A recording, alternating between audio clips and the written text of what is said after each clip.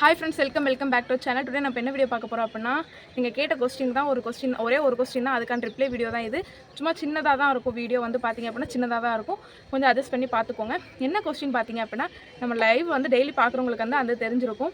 எப்பயாவது நம்ம லைவ் வர்றீங்க அப்படின்னா உங்களுக்கு வந்து தெரிஞ்சிருக்காதுன்னு நினைக்கிறேன். நம்ம லைவ் இப்போ நான் 3 நாளைக்கு முன்னாடி வந்து லைவில் வந்து நம்மளுடைய காலில் இருக்க புண்ணை வந்து காமிச்சிருந்தோம். அந்த புண்ணுக்கு வந்து நிறைய கேள்வி என்கிட்ட கேட்டிருந்தீங்க. என்னாச்சக்கா, ஹாஸ்பிட்டல் போனீங்களா இல்லையா, என்ன சொன்னாங்க, ஏன்க்கா இப்படி வச்சுருக்கீங்க, எங்களுக்கே கஷ்டமாக இருக்குது பார்க்கும்போது அப்படின்னு நிறைய பேர் சொல்லியிருந்தீங்க. அதுக்கான வீடியோ தான் ஃப்ரெண்ட்ஸ் இந்த வீடியோ. அது எப்படி வந்தது, எதுக்காக வந்துச்சு, அதுக்கு நான் என்ன பண்ணேன், எல்லாத்தையுமே இந்த வீடியோவில் நான் ஃபுல்லாக சொல்கிறேன். நீங்கள் பார்த்து தெரிஞ்சுக்கோங்க, ஓகேவா? சரி வாங்க ஃப்ரெண்ட்ஸ், நம்ம சேனலில் ஃபஸ்ட் டைம் பார்த்தீங்க அப்படின்னா சப்ஸ்கிரைப் பண்ணிக்கோங்க. பக்கத்தில் பெல் ஐக்கான கிளிக் பண்ணிக்கோங்க. அப்போ தான் நம்ம போடுற வீடியோ உங்களுக்கு நோட்டிஃபிகேஷன் வரும். அதுக்கு முன்னாடி நம்ம இன்ஸ்டாகிராம் ஐடி நீங்கள் நிறைய பேர் ஃபாலோ பண்ணாமல் இருக்கீங்க, அதே மறக்காமல் ஃபாலோ பண்ணிக்கோங்க. வாங்க ஃப்ரெண்ட்ஸ், வீடியோக்குள்ளே போகலாம். எனக்கு நிறைய வேலை இருக்கு, நான் ரொம்ப பிஸி. ஓகே ஃப்ரெண்ட்ஸ், இப்போ நம்ம வந்து வீடியோக்குள்ள வந்தாச்சு. என்ன கொஸ்டின் பார்த்தீங்க அப்படின்னா, முன்னாடி நான் சொல்லிட்டேன், என்னுடைய கால்வலியை பற்றி நிறைய கொஸ்டின் கேட்டிருந்தீங்க. அது எப்படி வந்துச்சு, என்ன ஆச்சு, என்ன பண்ணீங்க அப்படின்னு கேட்டிருந்தீங்க. அது எனக்கே தெரியல, நான் என்ன பண்ணேன்றது எனக்கே தெரியல. எங்கள் அம்மா ஃபஸ்ட்டு சொன்னது என்ன சொன்னாங்க அப்படின்னா, கழிப்பு போட்டிருப்பான், கழிப்புலலாம் மிதிச்சிருப்பா இல்லை தாண்டி இருப்பா அப்படி சொன்னாங்க. சரி அப்படின்னு விட்டாச்சு. அதுக்கப்புறம் பார்த்தீங்க அப்படின்னா தூங்கும்போது சொரிஞ்சு விட்டுருப்பா, அதனால தான் இப்படி வந்துருச்சு அப்படி சொன்னாங்க. சரி அது விட்டாச்சு. சரி வந்தது ஆறிடுச்சுன்னா ஒரு தொலையுமே இல்லை. பட் இது வந்து கிட்டத்தட்ட 1 மந்த் ஆயிடுச்சு, இன்னும் எனக்கு ஆறவே இல்லை. குட்டி கொண்டா இருந்தது. நான் லைவில் காமிச்சிருப்பேன், என்னுடைய காலை வந்து நான் காமிச்சிருப்பேன், எப்படி இருந்துச்சுன்றதை நான் காமிச்சிருப்பேன். அதில் நீங்கள் பார்த்துருந்தீங்க அப்படின்னா என் கால் எப்படி இருந்துச்சுன்னு நீங்கள் கண்டுபிடிச்சிருப்பீங்க. அவ்வளோ கொடூரமாக இருந்துச்சு, வலி பயங்கர வலியில் இருந்துச்சு, அப்படியே வீங்கிருச்சு, அந்த இடத்துல வீங்கிருச்சு. நேற்று ஹாஸ்பிட்டல் போகணும்னு நினச்சேன், பட் முந்தானேற்றே போயிட்டு வந்துட்டேன். ஏன் அப்படின்னா என்னோடய வலி தாங்கவே முடியல, சுத்தமாக வலி தாங்க முடியல. அதுக்காக முந்தானேற்றே போயிட்டு வந்துட்டேன். இன்னுமே பார்த்தீங்க அப்படின்னா இந்த கால் எனக்கு இன்னும் பெயினாக தான் இருக்குது, இன்னும் எனக்கு ஃபுல்லாக கம்ப்ளீட் ஆகலை. ஹாஸ்பிட்டலில் என்ன சொன்னாங்க அப்படின்னா, ஃபஸ்ட்டு அவங்க டாக்டர் கேட்டது, என்னம்மா இப்படி புண்ணு வச்சுருக்க, இந்த புண்ணு வந்து எவ்வளோ நாள் ஆச்சு, என்ன பண்ண அப்படின்னு கேட்டாங்க. என்ன பண்ணேன்னு எனக்கே தெரியல டாக்டர். ஆனால் நான் முன்னாடி ஒரு ஹாஸ்பிட்டலில் போய் சொன்னேன், இது வந்து நான் போய் சொன்னேன், முன்னாடி ஹாஸ்பிட்டலில் காமிச்சு அங்கே சரியாகலை, அதனால தான் இங்கே வந்திருக்கேன் அப்படி சொன்னேன். ஏன்னா 1 மந்த் ஆயிடுச்சு நம்ம சொன்னோம் அப்படின்னா நம்மளை திட்டிடுவாரோ அப்படின்ற ஒரு பயத்தில் வந்து ஹாஸ்பிட்டலில் போய் காமிச்சு எனக்கு சரியாகலை, அதனால தான் இங்கே வந்திருக்கேன் அப்படின்னு சும்மா போய் சொன்னேன். அதுக்கப்புறம் இது வந்து எத்தனை நாள் ஆச்சு அப்படின்னு கேட்டாங்க. 10 நாள் ஆயிடுச்சு அப்படின்னு அதையும் போய் தான் சொன்னேன். சரி ஓகே அப்படின்ட்டு அவர் ஊசி போடணும் அப்படின்னாங்க. ஊசினாலே நம்மளுக்கு பயம்தான், எப்பயுமே பயம்தான். எங்கள் அம்மா இருந்தால் மட்டும்தான் நான் ஊசியே போடுவேன், இல்லை அப்படின்னா நான் தனியாக போட்டதே கிடையாது. இது வரைக்கும் நான் ஊசி தனியாக போட்டதே கிடையாது.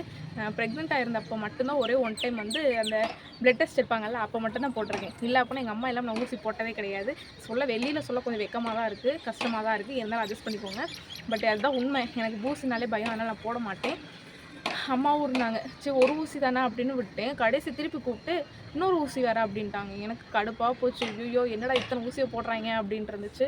அதுக்கப்புறம் சரி இதை முடிஞ்சில் ஊசி போட்டாச்சுன்னா இனி மாத்திரை கொடுக்குறது தானே அப்படின்ட்டு வெளில வந்துட்டேன். வெளியில் வரேன், திருப்பி கூப்பிட்டாங்க. என்னடா திருப்பி கூப்பிட்றாங்கன்னு போகிறேன். கால் எனக்கு தொட்டாலே அவ்வளோ பெயினாக இருக்குது. என்னால் ஃபுல்லாக நிற்க கூட முடியல என்னால். ரொம்ப நடந்தோம் அப்படின்னா ரொம்ப பெயினாக இருக்குது, நின்னோம் அப்படின்னா கொஞ்சம் பெயினாக இருக்குது, ரொம்ப பெயின் இல்லை. நின்னோம் அப்படின்னா லைட்டாக தான் பெயின் இருக்குது, பட் ஆனால் பெயின் இருந்துட்டு தான் இருக்குது. லைட்டாக இப்படி தொட்டேனாலே ரொம்ப வலிக்குது எனக்கு. அந்த காலை பிடிச்சிட்டு ஒரு பாஞ்சை வச்சு க்ளீன் பண்ணுறாங்க, அந்த புண்ணை வந்து க்ளீன் பண்ணுறாங்க. எனக்கு வலி சுத்தமாக தாங்கவே முடியல. எனக்கு லைட்டாக கண்ணே கலங்கிடுச்சு, ஏன்னா அவ்வளோ வலி வலிச்சது. அக்கா மெதுவாக்கா, அக்கா மெதுவாக்கா அப்படியே தான் சொல்லிக்கிட்டே இருந்தேன். க்ளீன் பண்ணும்போது ரொம்ப வலிக்க ஆரம்பிச்சிருச்சு, ஏன்னா அந்த இடத்துல அப்படி வீங்கிருச்சு, ரொம்ப வலிக்க ஆரம்பிக்கவும். அதுக்கப்புறம் அவங்களும் க்ளீன் பண்ணிவிட்டு அதுக்கு மேலே ஏதோ ஒரு மருந்து மாதிரி போட்டு அப்படியே கட்டு போட்டு விட்டாங்க. கட்டு வந்து முந்தானேத்து போட்டாங்க. இது ஃபுல்லாக போட்டிருந்தேன். இன்றைக்கி காலையில் தான் கட்டை கலட்டினேன். கட்டு போட்டே நம்ம குளிக்க முடியாது அப்படின்றதுக்காக கட்டை கலட்டிட்டு இன்றைக்கி குளிச்சாச்சு. இன்றைக்கி தான் கட்டு வந்து கழட்டியிருக்கேன். அதை நான் என்ன பண்ணேன்னு பார்த்தீங்க அப்படின்னா, நான் ஒன்றுமே பண்ணலை. எப்படி வந்துச்சு, பயந்தே போயிட்டாச்சு. அது எப்படி வந்துச்சுன்னே எனக்கே தெரியலை. சொரிஞ்சு விட்டுருப்பேன் அப்படின்னு சொன்னாங்க. அது தூக்கத்தில் சொரிஞ்சு கூட விட்டுருப்பேன் தான் எனக்கும் தோணுது. ஏன்னா அந்த நேரத்தில் வந்து ரொம்ப கொசு கடிச்சிட்டு அந்த வெக்கையில் இருந்தேன். இப்போ 1 மந்த்துக்கு முன்னாடி நினைக்கிறேன், பயங்கர வெக்கையாக இருந்துச்சு. அப்போ வந்து சொரிஞ்சு விட்டுருப்பேன் அப்படின்னு தான் நான் நினைக்கிறேன். என் பாப்பாட்ட பிடிங்கி திங்கிறேன். ஏன்னா பால்கோவா மாமா. ஓகே, உங்களுக்கு கிளியராக தெரிஞ்சிருக்கும்னு நினைக்கிறேன். இந்த வீடியோ வந்து சிம்பிளாக தான் இருக்கும். ஏன் அப்படின்னா இதை பற்றி மட்டும்தான் வீடியோ போட்டிருக்கேன், வேறு இதை பற்றி நான் இதில் பேசலை. எனக்கு வந்து ஃபேர்வெல், அதனால தான் இவ்வளோ கிராண்டாக கிடையாது. நம்மளை பொறுத்த வரைக்கும் இது கிராண்டு. பூ வச்சு இந்த மாதிரிலாம் நம்ம எப்போயும் வீடியோ அந்தளவுக்குலாம் வந்தது கிடையாது. அதனால தான் இன்றைக்கி ஃபேர் பண்ணுறதுனால தான் இப்படி இருக்கேன் வீடியோவில்.